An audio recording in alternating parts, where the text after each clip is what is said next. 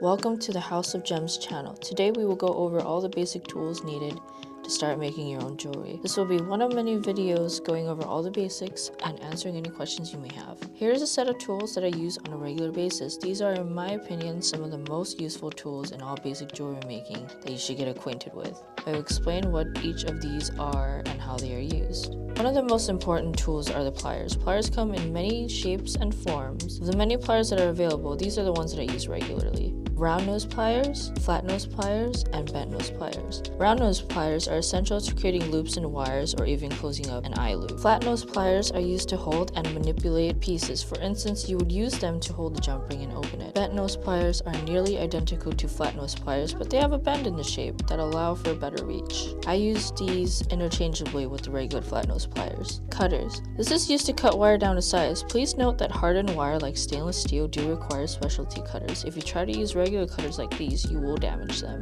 Needles. Needles come in various shapes and sizes. The one I have today is a big eye flexible needle. This needle is my favorite because it allows for easy stringing and is quite flexible and thin. This is essential for intricate and small beading projects. And this is the beading tray.